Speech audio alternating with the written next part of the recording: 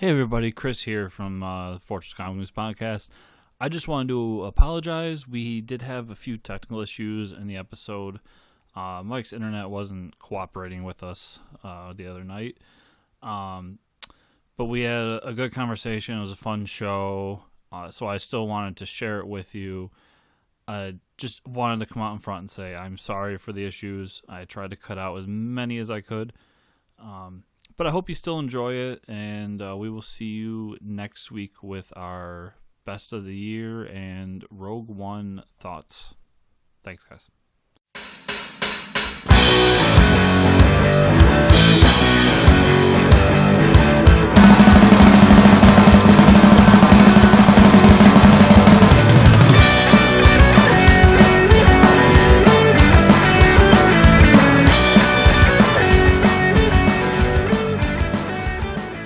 Welcome to the Fortress of Comic News. I am Chris.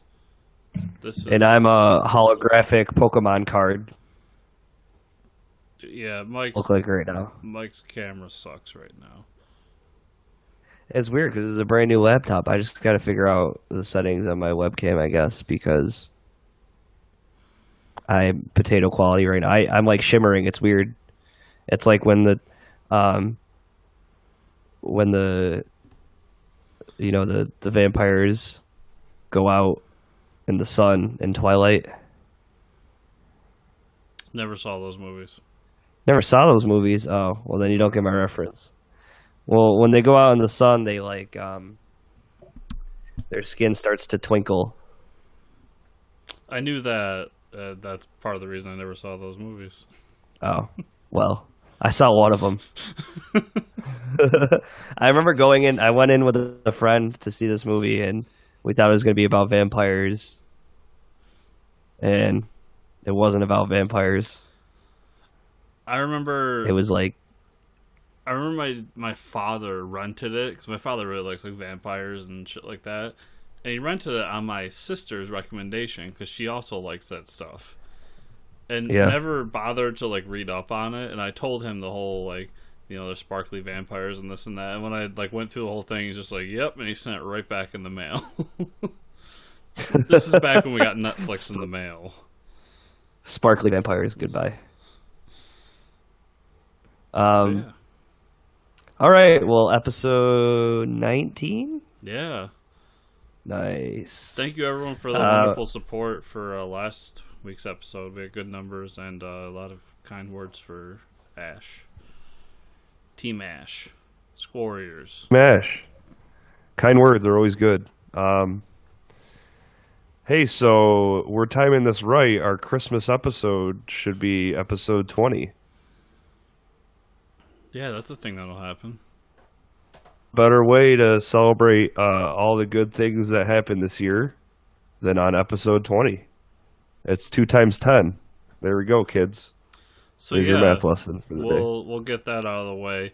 We're going to do our special end of the year episode next week, which will have all of our awards and shit because people care. And it's going to have an award for the fans. Well, the contest. Yes, and we'll announce our first contest. And on top of that, we are going to let you know that we'll probably be taking the following 2 weeks off. Yeah, just for the holiday break. You guys got to give us a break. We can't talk to each other that much. It's not good for our health. Yeah, Christmas we have families, and Thanksgiving Mike's not going to be conscious. Thanksgiving. New Year's Mike's not going to be conscious. I'll be on another planet called Drunk. Planet Drunk. Actually, I don't even have New Year's plans yet. Do you have New Year's plans yet? No. Sitting at home, probably sleeping through the ball drop. Yep, I'm just gonna wing it. Okay, so let's dive in, shall we? There was a bunch of trailers over the last few days. Probably the biggest one to drop, Spider-Man: Homecoming. Yes. It was good? It was really good. Vulture was really cool. The scenes with Iron Man were really cool. I think this movie is going to be great. Oh yeah, it's you only saw like 2 minutes of it, but we already know it's going to be good. And they can make those jokes where like when I saw them robbing the bank dressed as the Avengers masks, um, it just reminded me of that scene in Suicide Squad where they're like shooting up the place with a Batman mask on. Yeah. I was like, like wow. I like every time I hear it too that Tom Holland has a New York accent. Yeah, You yeah. guys aren't the Avengers. Forget about it. Well, it's nice not having a Brit play another superhero. Yeah, yeah. Where you're just like, that is not the right voice at all. But yeah, it was an enjoyable trailer. I like how they're doing it more of like a high school thing with his like Samoan friend there. Seems like a pretty funny kid. Yeah, they're taking a lot from the Miles Morales Spider-Man storyline because that kid seems a lot like Genki from that Spider-Man, which is cool. But at the same time, it kind of makes me wonder why it wasn't Miles. But yeah, beggars can't be choosers. And what else? Oh, there's no Mary Jane yet, huh? I didn't see a Mary Jane in the trailer. I didn't see any either. Some other girl though that they're interested in. Yeah. So maybe this is pre Mary Jane. Yeah, Vulture. It's come full circle, from Batman to Birdman to Vulture. You just can't take those wings off, man. He's gotta fly. Michael Keaton is just a boss. Yeah, but it looks fun. It's gonna make $1 bajillion because. And there's another big thing in the trailer where he's like there's like a Carnival cruise ship splitting in half, and he like holds it together with the webbing. Yeah. That was straight from Spider-Man 2 with the train. Yeah. 100%. That scene where he like holds back the train. Yeah. I mean, it's a good scene. I'm glad they did something like that. But yeah, it's gonna make $1 bajillion. Mainly because Tony Stark's in it. Oh yeah, it needs to make $1 bajillion to form Tony Stark in the movie. It's got Marvel on the front. It's going to make money. Yeah, Doctor for sure. Strange and Ant-Man proved that. So this is exciting. I can't wait for that.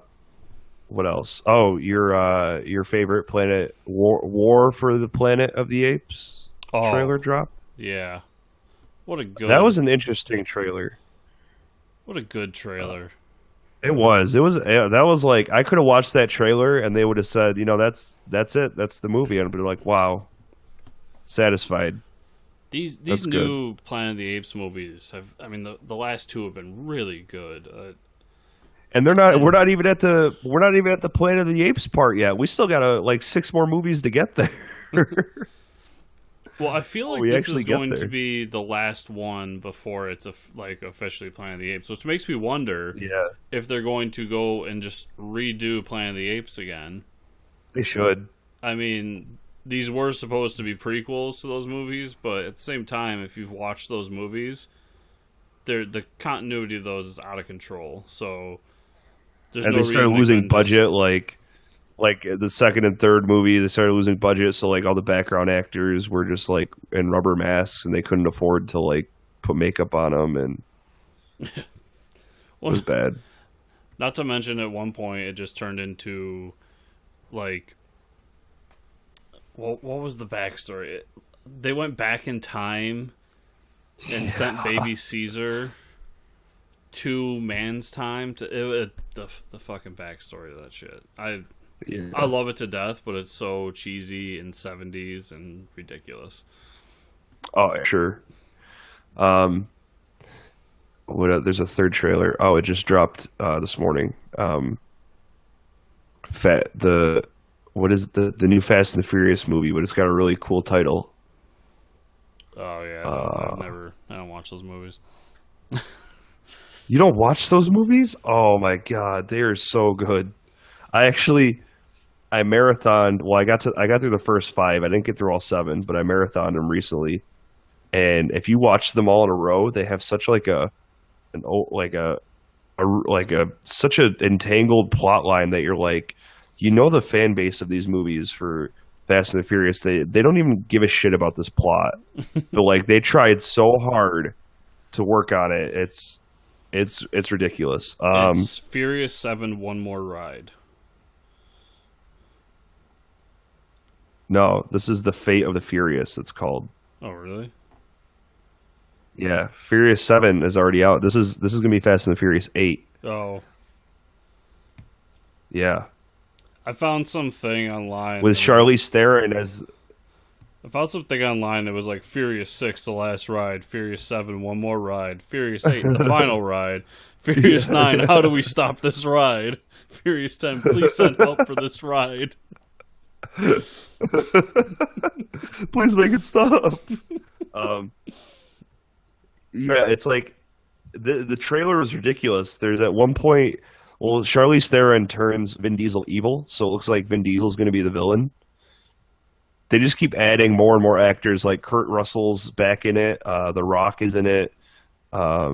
Jason Statham is in it. It's just it's turning into like the Expendables, Fast and the Furious. Is what that's what it's turning into.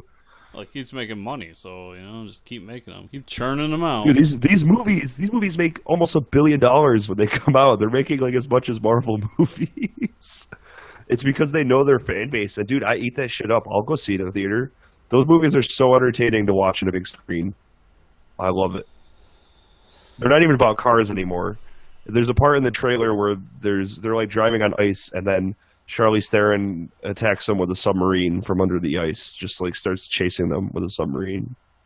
Well, I love how like one of the directors, because I'm sure there's been like 8 directors, but one of the directors is going to do a Hot Wheels movie. Oh my god! It's like just re-release whatever Fast and Furious movie you put out, and just put Hot Wheels in the front of it, and you're good. Like, there's I think it was it was Fast 7. I think that was it. Vin Diesel's fighting Jason Statham, and the parking garage is falling apart, so he jumps. Vin Diesel jumps and like power drops into the parking garage, like punches it and breaks the parking garage, and like it starts crumbling, and it's like, dude, what? In like every scene, Vin Diesel's in a white V-neck. Like that's either a white V-neck or like a white tank top. That's his outfit. The budget for his outfit is probably the cheapest budget for any outfit in any movie. Oh, and you got those guns, you gotta. You gotta show them off. Yeah, you really need to watch those movies. There's some ridiculous scenes. Vin Diesel and The Rock start fighting, and like you think the Earth is gonna split in half, like when Goku fought Frieza. Like that's what I related it to, because like their power levels are too high. It's just gonna split the Earth. But like they start fighting each other and throwing each other through walls. They're just taking out walls. Like The Rock just throws Vin Diesel through a wall, and they just start knocking walls. It's like. It's funny that The Rock got cast in the Rampage movie, because he literally was Rampage. Like, they were the monsters just crashing through walls in Fast 5. I think it was the 5th one. If I remember. I can't remember which one. Yep. Maybe someday. And with the amount of characters, you almost forget that Paul Walker isn't even in the movie anymore. I mean, like, I hate to say it, but like there's 12 actors still in the movie. I almost didn't realize, like, towards the end of the trailer, I was like, oh yeah, Paul Walker's not around, because they show you a picture of him in the trailer. Well, there's always robot Paul Walker. They could do that, like Westworld style, make him a replicant. Well, didn't they like cast his brother and then just CGI on top of him or something? His face over, but then now we have like Kurt Russell in the movie again, so they probably can't afford it. I'll watch anything with Kurt Russell. I love that man. We talk about Kurt Russell a lot. I feel like we've talked about him more than once. Well, yeah. Yeah, I mean, he's Kurt Russell, the original Snake. I kind of want to rename our podcast the Pork Chop Express. If anybody doesn't know what that is, then I feel so bad for you. Go watch Big Trouble in Little China and then get back to me. I'm not gonna lie to you. I feel glad for them because they had to experience it for the first time. Yeah, I know. Watching the movie for the first time is like, it's like Christmas morning. It's it's all those gifts wrapped up into one movie. Anyways, we can't talk about Kurt Russell for a whole hour though. I mean, we could, but Yeah. We got comic book stuff to talk about. yeah, we do. TV shows. This week I guess it started last week and then went into this week. Most of the shows are doing their break. They're like mid-season finale bullcrap that they do. Which is not bullcrap, honestly. Like, they're gonna get shorter. yeah, exactly. But I guess actors have lives too, so there's that. The whole Flash Arrow a couple weeks ago, I don't think we talked about it because we had Ash on the show, but the Flash Arrow crossover in Legends of Tomorrow, that was like, it's Supergirl. It was like a little over 3 hours of just the best television I've ever watched. You had all those characters interacting with Supergirl, which was like the best thing. Heatwave just starts calling her Skirt. He doesn't even care to learn her name. So many good things. The whole evasion thing was pretty cool, but the one thing I liked about the crossover was they actually started yelling at Barry because they all found out he changed everyone's lives during Flashpoint. They're like, "You suck." Good. Give it. Yeah, so they're finally getting repercussions for that. Arrow during the crossover was like the 100th episode, so they brought back Deathstroke, but they didn't actually bring back the actor, which was kind of lame. But yeah, okay, so really quick, the mid-season finale for Flash, we got to see Jay Garrick versus Trickster. Again, we got to see Mark Hamill dressed up as the Trickster. But it was a little twist on the other Trickster. Like, he was more dressed up like the Joker with like a flower on his suit. And it was awesome. He was basically the Joker. And we find out that Jay Garrick is on Earth 3. Basically, they have to fight Savitar, who's another speedster. You've heard about him. Somehow Barry messes with the timeline again, finds out that Iris gets killed in the future. So Jay Garrick is like, you got to forget about that. That's one of the futures in the multiverse. It might not happen, but it's the CW, so it's more than likely going to happen. But it ends on a high note, or it ends on like a happy note. Barry buys an apartment for him and Iris, and they like make out and start getting it on at the end of the episode, and that's how it ends. Nice. Nice. Get some, Barry. Yeah, exactly. Yes, that was really good. Arrow was actually surprisingly good too. The way it ended, spoilers obviously for all these shows, but Black Canary is back. But nobody ever stays dead in a CW show, so it's like, whatever. A lot of people are calling it like Rebirth, which is pretty cool. Like, we don't know why she's back or how she's back, but Oh yeah. they're going to comic book science the crap out of it. Oh yeah. That's all I got for TV shows. We're going to talk about Walking Dead, obviously, but I just finished Westworld last night. Like, I finally caught up on it. Have you watched Westworld? I haven't yet. That's one I wanted to get into. So, with the 2 weeks that we don't have anything, planned, you need to binge Westworld because it blew my mind. That's it. Okay. I don't want to say any more than that. Okay. So we got 2 weeks of Walking Dead to talk about here. 2 weeks. Yeah. Okay. So, and it's really nice. I remember what happened because the last couple episodes have been copy paste from the comic book. Yes. We had talked earlier Which is in the fine. season I'm okay. how we thought that Daryl was going to be the pseudo Carl for that whole sequence of Carl going and shooting up the place and learning about what's in Negan's fortress, but that was wrong because Carl does exactly that. He did that exact scene, except Jesus came along with him. Yeah, and Yeah, so okay, that first episode, Carl hops along with the supplies. Well, you get to see Negan's lair, which was awesome. Kind of disturbing. How he has like 12 women that all hate him. yeah, pretty much straight from the comic. Like going up to his area, he has I think it's the 6 wives. Yeah.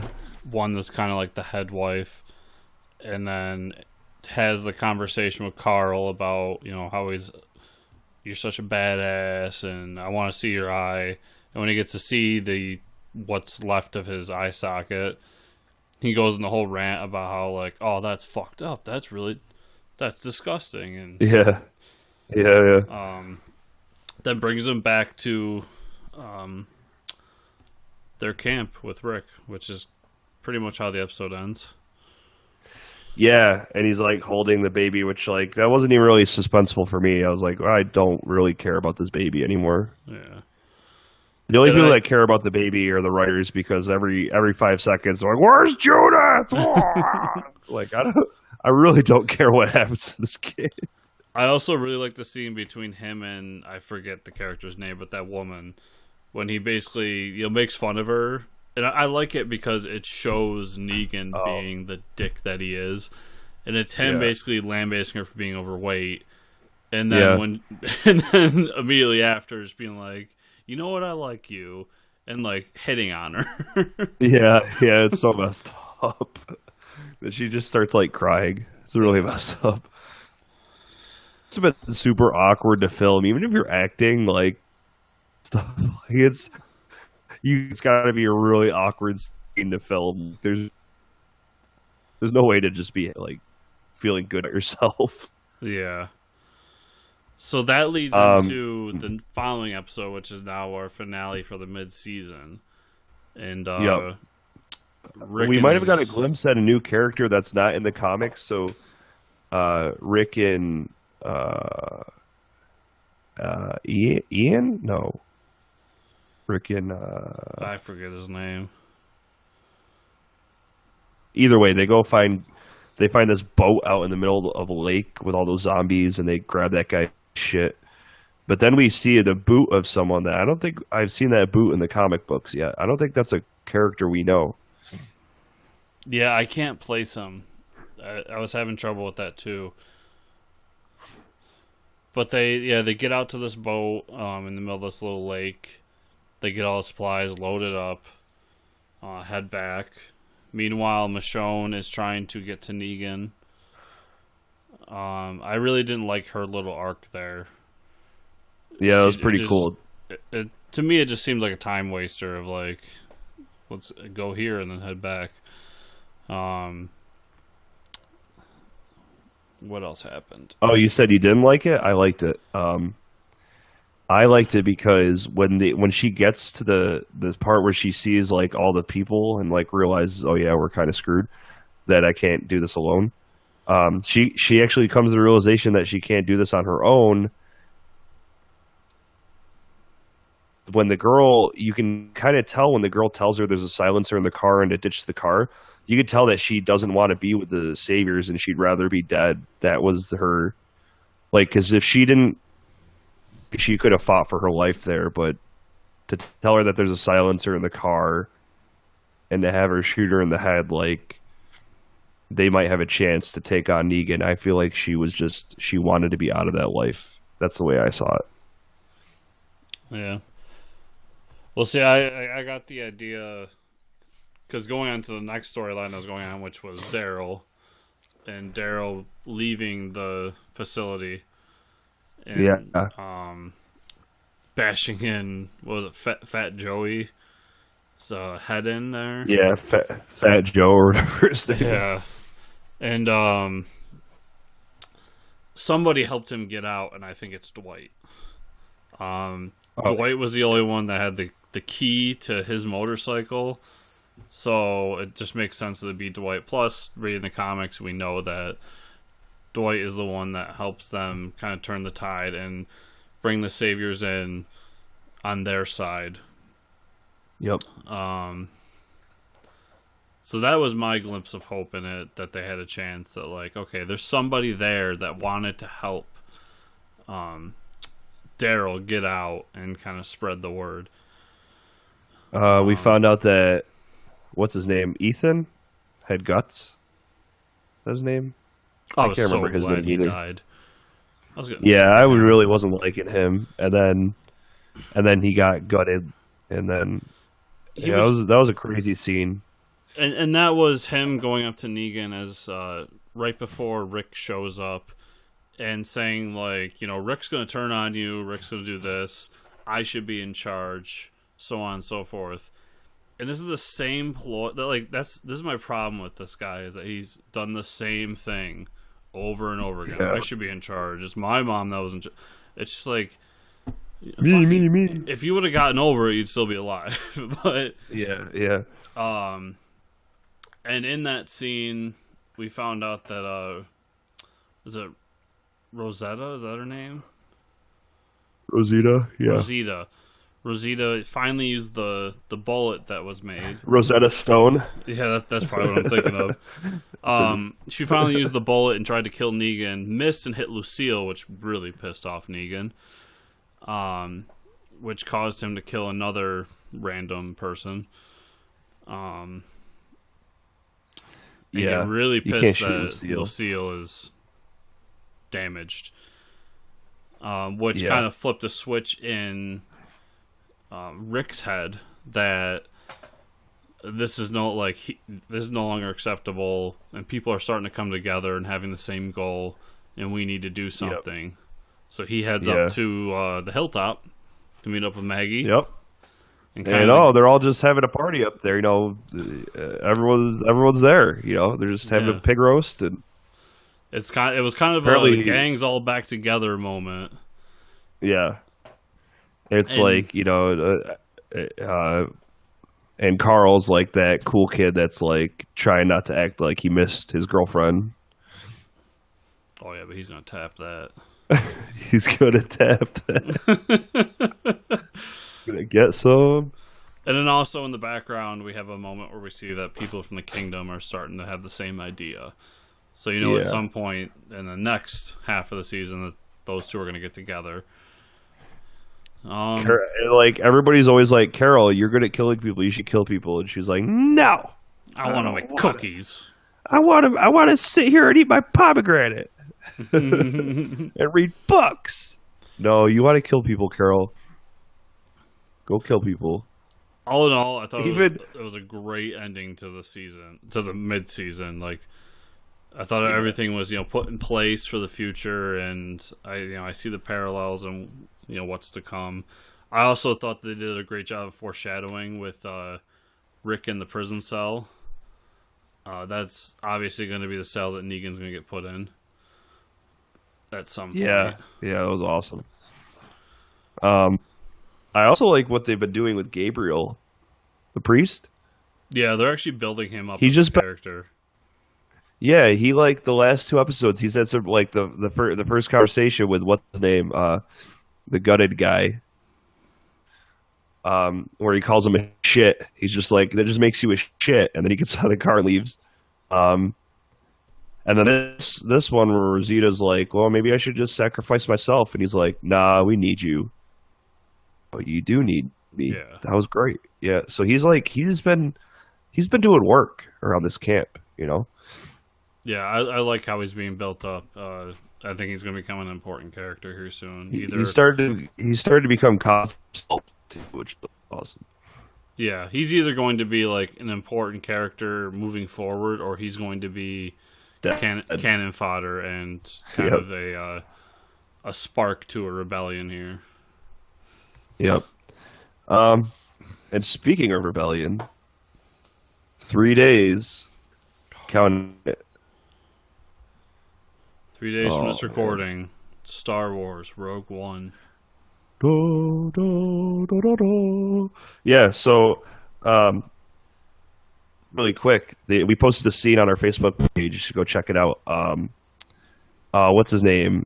Was it Pablo? Oh, geez, I can't remember.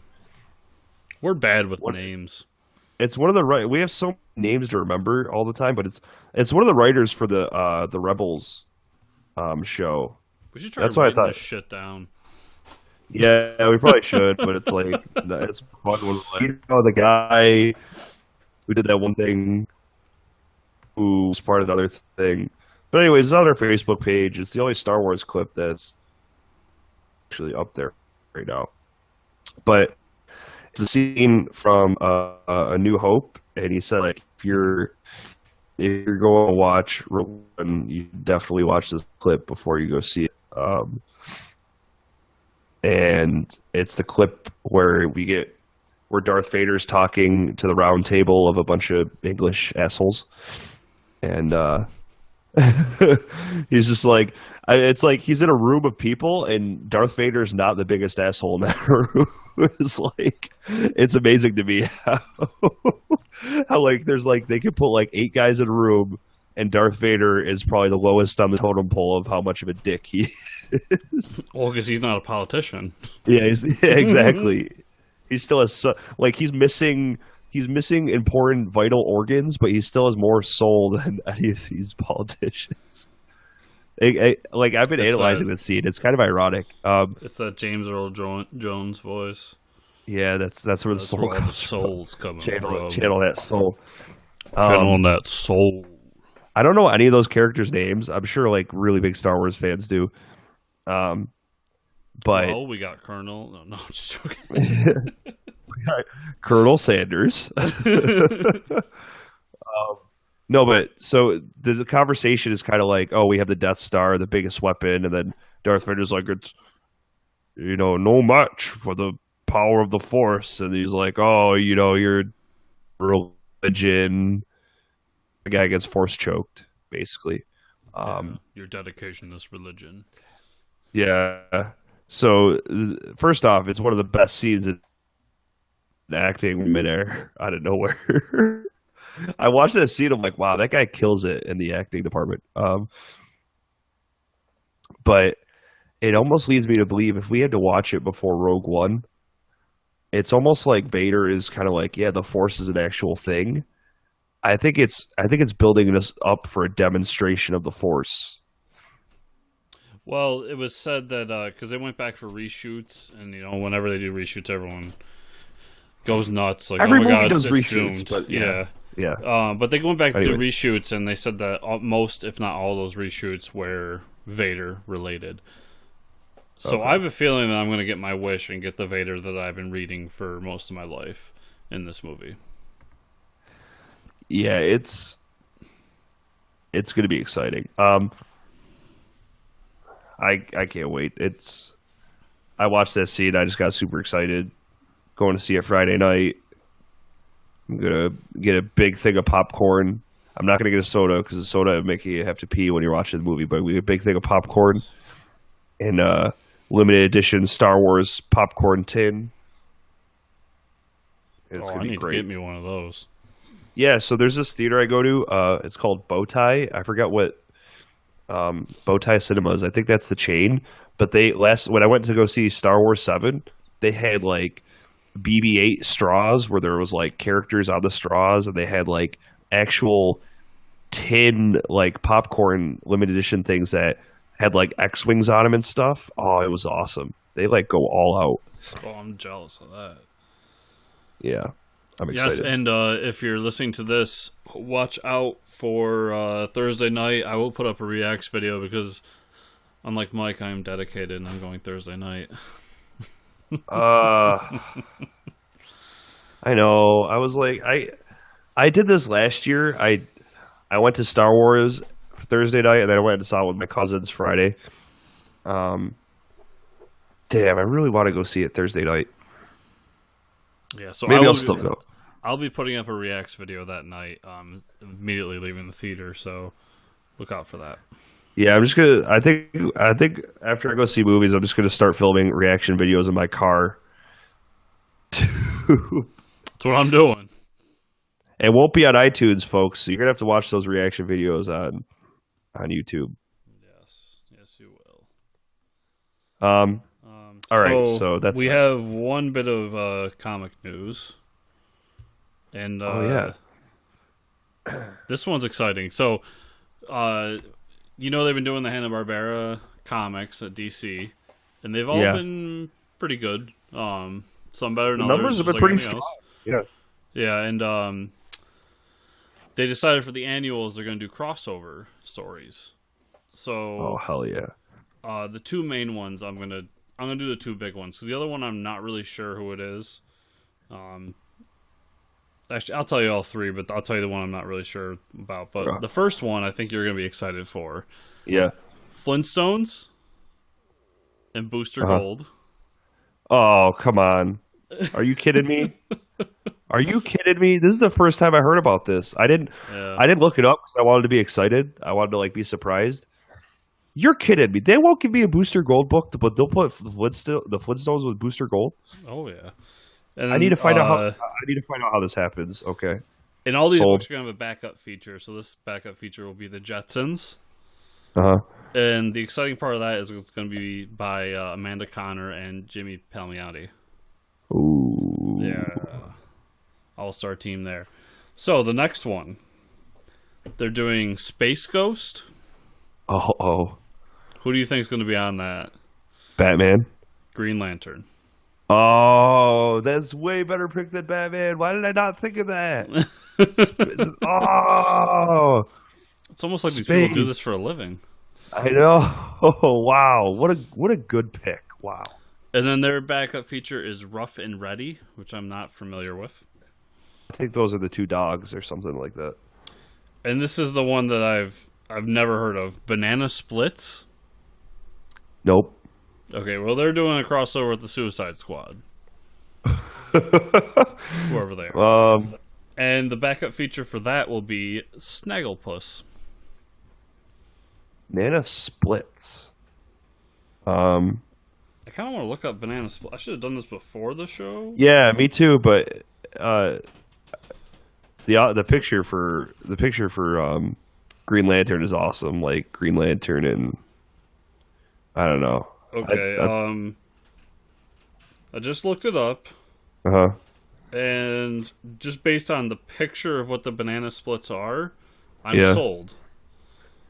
Yeah, they're basically the Suicide Squad, but like the TV version. It's okay. So we're getting that book too. Yep. I'm gonna have to get that book. Yeah, they're like animals that play music. It's almost like Fraggle Rock. That's what it looks like. Or is that not the cartoon? It's like Fraggle Rock with more drugs, if you can believe that. Yeah. That's what it looks like. Yeah, to it's me, like least. Fraggle Rock meets acid. I'm really excited for a book this week. And I didn't even know it was coming out until I looked at the list. The Rebirth Holiday Special. What? Oh man, Holiday Special. Yeah, I never saw that in the previews. So when you said that, I was like, "What the fuck?" We thoroughly read through previews. This came out of nowhere. I feel like I don't think this was in the DC. I looked through the DC section of the previews, so I would know.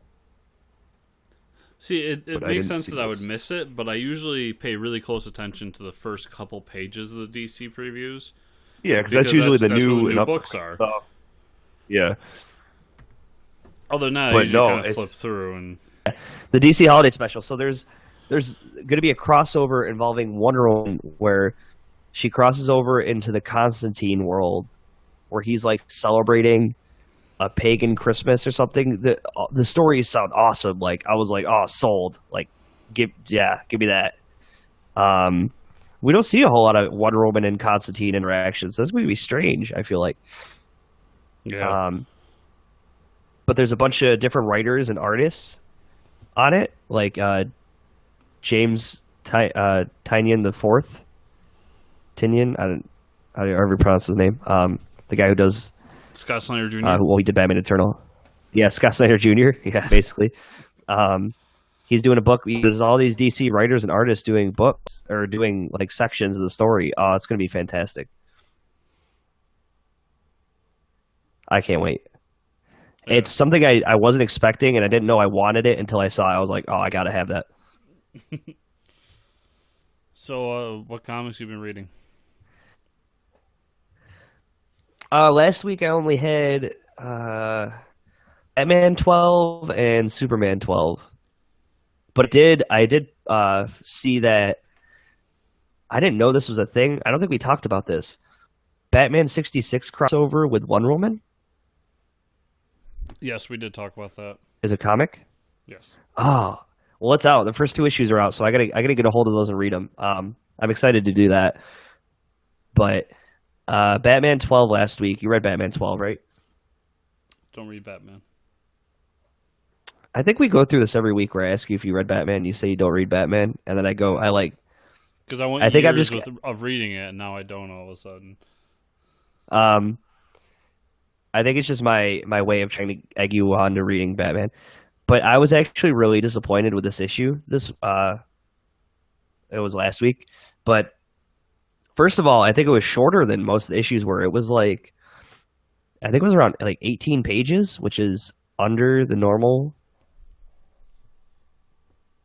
Or it might have been because, no, I think it was the right amount. It just seemed, there was a lot of like splash covers. Yeah, it just went by quick. Just a reiteration of the last issue. Like Batman was just like finding Bane. Bane was like, I'm in part of the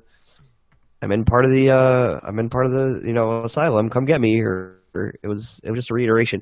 But he did go along this whole arc of where he started looking at himself as Batman and how everybody, how we talked about it before. Like he's a guy dressed up as a bat that punches people in the face. He starts talking about that, reflecting on how like it's like a letter he wrote to Catwoman when she got sent to jail. 'Cause in this version of Catwoman, she's evil and she's murdered. She supposedly murdered like 200 people or something like that. Which is, we don't know the story to that yet, so I don't know, it's weird. But the letter's like, when I put on the mask, it's kind of ridiculous. Everybody's laughing at me, but he basically says that like he never grew up. It's not his version of growing up, it's his version of dying, I guess. So like when he puts on that mask, he's basically dead. I don't know, it was a really interesting take on it. Then he starts talking about his relationship with Catwoman and how when they both, enter their, go prowl around in the night, they're basically dead. But when they have their love with each other, it's like they're not alone in their death. I don't know. It was weird. It makes a lot more sense when you read it. I'm obviously not a writer, but it was really good. That part was good, but then I was like, there was no development throughout the story besides that, like his monologue, his inner monologue, kind of. Superman, though, oh my god, I love that book. I think that's my favorite Rebirth book. But, yeah, I didn't. Frankenstein shows up, and I haven't read the annual yet. I gotta catch up. Oh, that's right. I think I missed the annuals too. Yeah, I haven't read the annuals yet. Yeah, I'm just realizing that our retailer, I gotta sit down conversation with him because I'm looking through the books. It's like, wow, I ordered that book. And I never get them. Yeah, I know. Yeah, it happens. Yeah. But yeah, I don't think I got the annuals, or I didn't read them yet. But anyways, Superman 12. The annuals came after the issue 12, right? That's how it works. The annual was before issue 12. Oh, really? It was released Damn. before, at least. Yeah. Then I should probably go read those annuals. Issue 12 of Superman was awesome. I'm not going to spoil too much, but Frankenstein is in it, so it's awesome. Yeah, he's on it's the cover, like so I assume it's Frankenstein versus Superman, which is like a fight that I never expected, but it was so cool. Well, last week I had, what about you? Let's see. Sorry, I got my list in front of me. So, Walking Dead 161. Walking Dead continues to be great. This kind of deals with, because Negan's no longer in the prison cell and he's kind of helping with the battle against the Whisperers. and Lucille Yeah. is destroyed during the battle, and it's him kind of mourning the death of Lucille, and Uh-huh. it's pretty hilarious how that all works out, and then how everyone reacts to him, like telling him like you're a madman, like it's a piece of wood, get the fuck over it. Yeah. I haven't read it yet, but that sounds good. Not spoiling much. That's like the first 2 pages. Yeah. Unworthy Thor came out. It's more of Odin's son Thor, kind of coming to grasp with no longer being worthy, and finding out that the Thor from the Ultimate Universe's hammer has made its way to the 616 universe. So he's making his way towards it, and they kind of tie in some of the stuff that happens with Secret Wars and the Thor like buddy cop comic they had going on during that. That's cool. It was really cool. Thor's been good for a long time. I'd suggest getting into it. Star Wars, Dr. Aphra came out. If you read Vader, Dr. Aphra was kind of a side character in all of that. And now she has her own comic. And what's really great about it is that there's 2 new droids added in on this. So it's Dr. Aphra, and then she's got a sidekick that's a evil Chewbacca. Oh my god. And then she's got 2 droid sidekicks. That's an evil C-3PO and an evil R2-D2. No. Oh, that's awesome. So it's basically a mirror of Han Solo if he was a bad guy. In a way. That's so awesome. I might have to pick this up. I really do recommend it, especially like the 2 droids, 000 and B2. They're great because they're just bloodthirsty. They always want to kill somebody. Like the evil version of R2-D2 just chopping kneecaps all day. Like he's constantly trying to do like. There's a scene in this where they have to kill a gangster to help Aphra without her knowing. So he 000, the C-3PO one, injects him with this poison that kills him, and then the R2 unit's just like, it comes out as beeps and boops, but he's basically asking like, "Can I burn the body?" And he's like, "No, you can't do that. Then everyone will think that it was a murder and not an incident because the poison was supposed to make it look like a heart attack." Oh my god! And there's this whole back and forth where he's just like, "Well, don't humans spontaneously combust?" He's like, "No, they don't spontaneously combust." Like trying to find a reason to just set this body on fire. Oh my god! It's ridiculous, but it's awesome. That sounds great. There was one other book I want to talk about, and I gotta find it.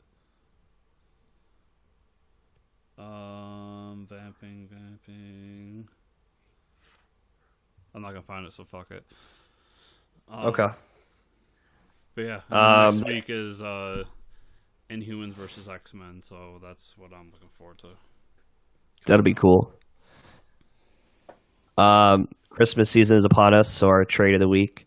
We have a trade of the week, everybody. If you click that little Amazon ad on our website, it doesn't charge you extra, but it gives us a little kickback.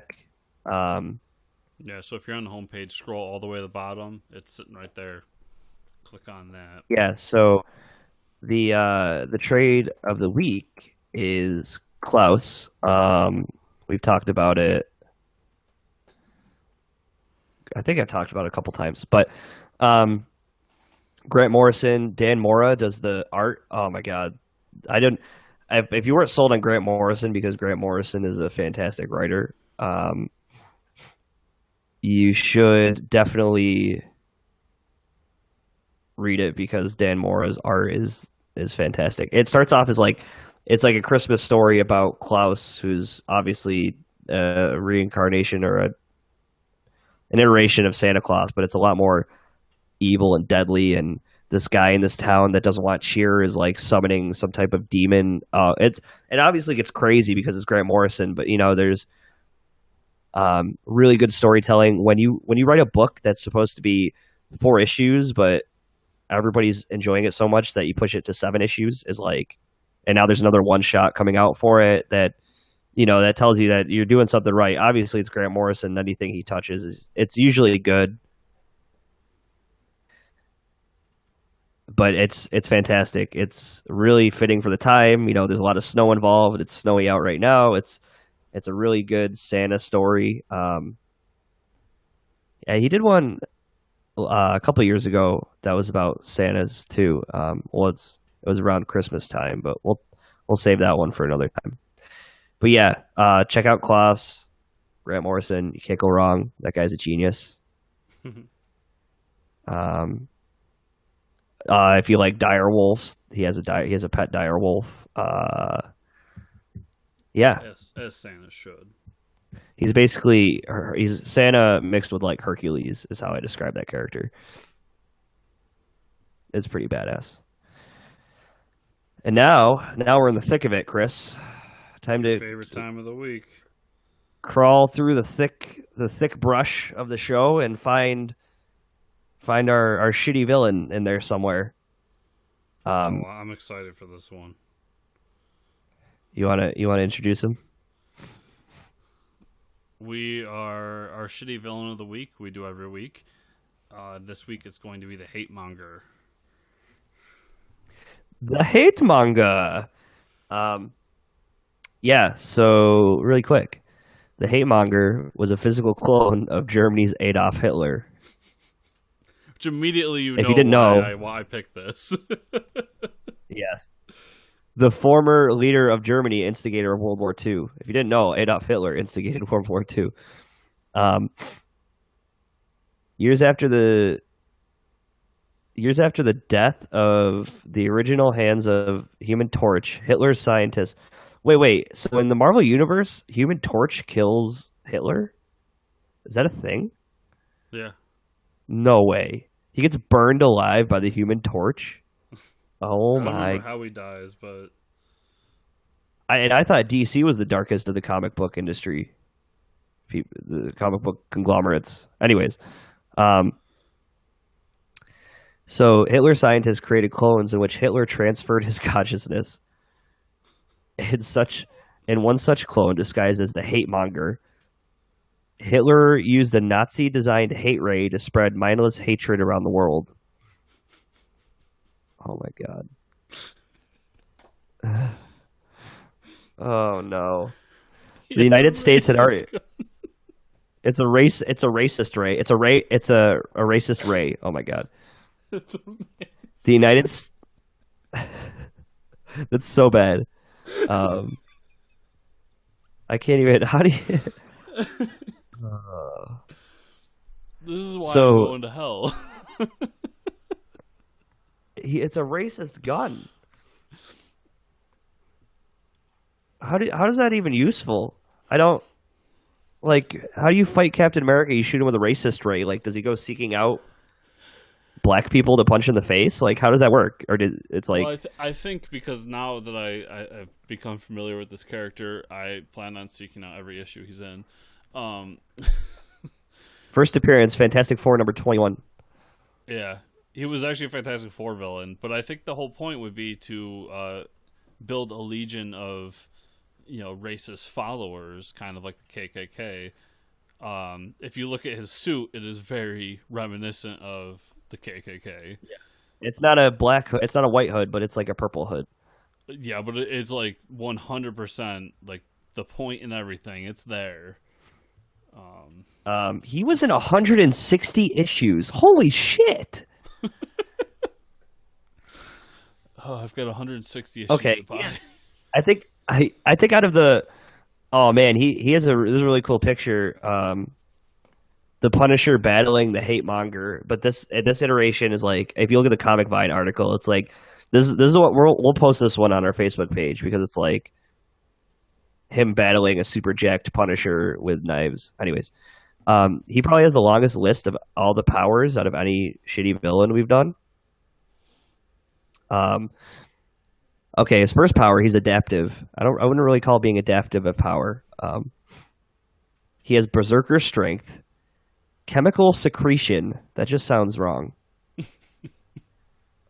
Duplication, emotion control, empathy. I don't think empathy is a power. Escape artist, gadgets, hypnosis, illusion casting, world, immortal. empathy is definitely a superpower. Insanely rich, intellect, leadership, omnilingual, super strength, telepathy, teleport, unarmed combat, weapon mastered. He's actually, as far as shitty villains go, I mean, besides the whole get up and the racist Ray, he's borderline almost not shitty, but he's pretty shitty. Yeah, I literally I saw this one and read hate monger, and then it was hate monger has a racist gun. And I was like, that's all I need to know. Shitty villain of the week right there. Yeah, he's really bad.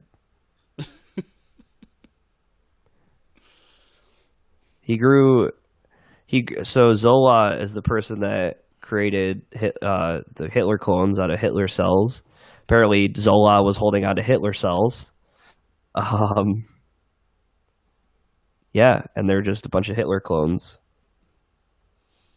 He began his villain preaching class, racial, and religious hatred in the U.S.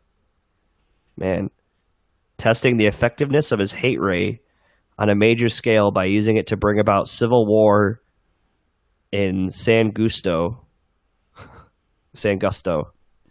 Wow, that's one way to test it out. Just shoot it in Latin America somewhere and watch people kill each other.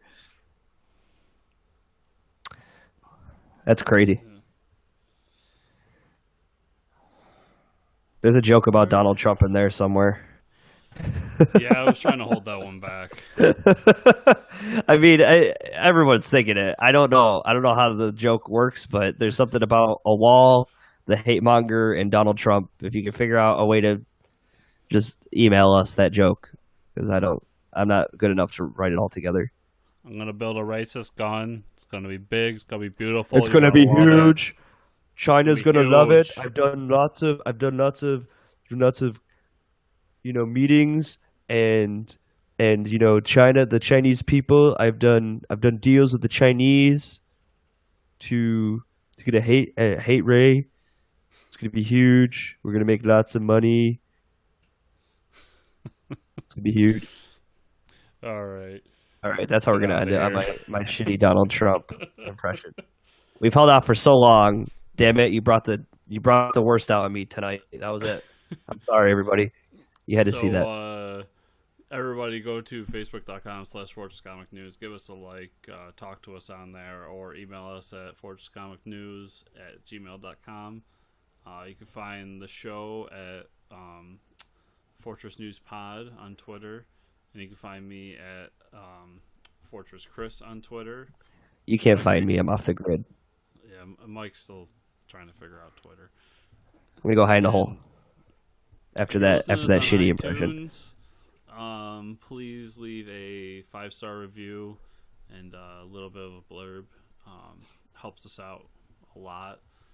And if you're listening to this on iTunes, you will see the normal ending with my little stupid thing and the buttons. So click that button because we need subscribers. And Click. won't announce it yet, but subscribers will be open for a giveaway starting next week, which Yes. we have going throughout the holiday season. Next week will be our big holiday awards special. Are you excited, Mike? Our giant size annual number 2. Oh hell yeah, I'm excited. I'm always excited to talk about these things. Would you call it a giant size man thing? Giant size man thing. That's what we're calling it. And that's it, folks. That's what we're ending the show on. Giant size man thing. Speaking of giant size man thing, Oh boy. you know what else we didn't discuss? Huh. The R.L. Stein book was announced. It's going to be Man Thing. Oh man, I didn't even hear Yeah. that. This is all right. We got to talk about this next time because we can't just. I could talk about this for a while. That's awesome. This is what we call a cliffhanger, folks.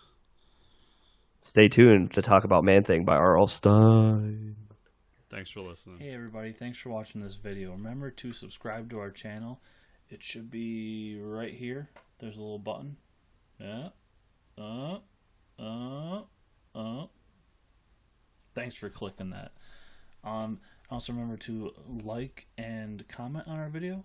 We love hearing from you. and really appreciate it. Hope to see you next time.